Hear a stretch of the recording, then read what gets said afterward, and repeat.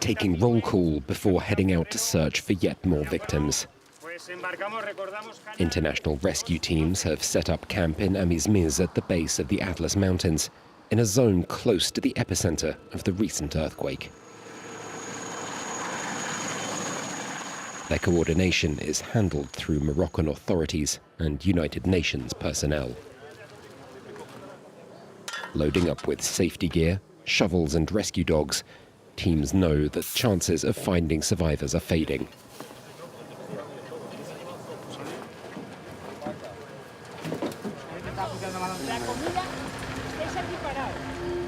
Nearly 30 people from Spain, the UK and Morocco make up the convoy of vehicles on loan from local authorities, and it takes about 2 hours to reach the village of Anerni, creeping along some 20 kilometers of twisting mountain roads.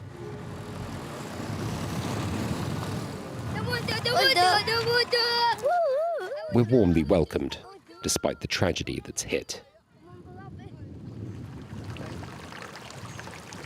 37 people died, men, women, and children.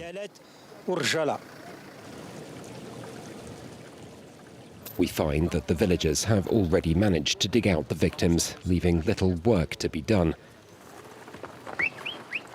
And anger at authorities for not arriving sooner.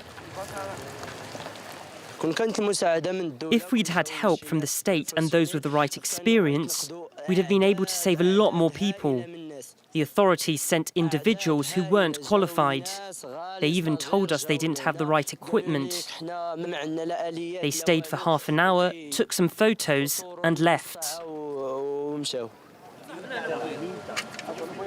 The rescue teams try to coordinate over where best they can still help. They have little choice but to rely on information from one of the inhabitants, with local authorities unable to help. It seems that this village is okay, so is the next one. So we're going to go to the third village, which is called Imintala. The convoy hits the road again, but after just a few kilometers, rescuers hear about another body in need of retrieval nearby. We head back the way we've come. But it turns out to be another bust. All the dead are accounted for.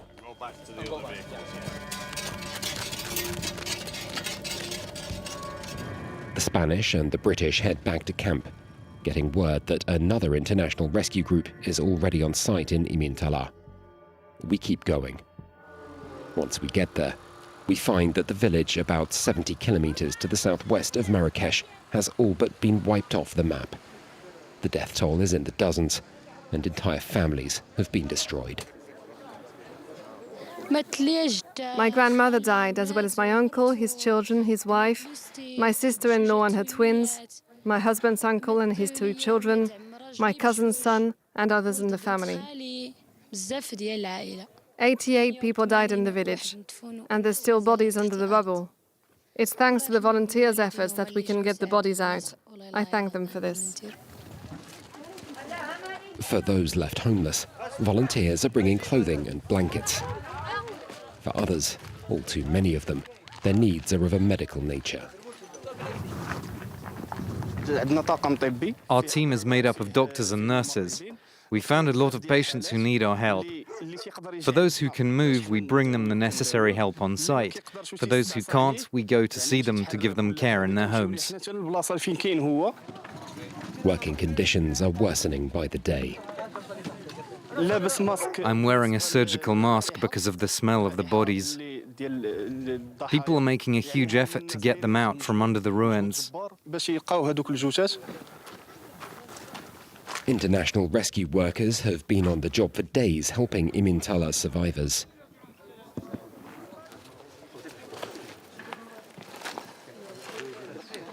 It's taken a squad from the United Arab Emirates with their Moroccan counterparts 48 hours to retrieve a single body. Their work complicated by the tons of rubble that sheared away from the cliff face behind the village, crushing those below.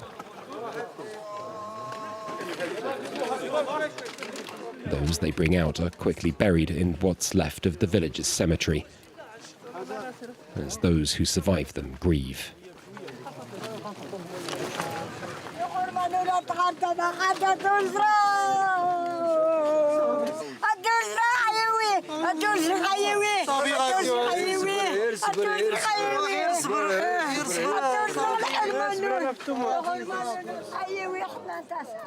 The earthquake has exacted a heavy toll in Imintala, itself just one of hundreds of remote villages now in the same situation across the Atlas Mountains.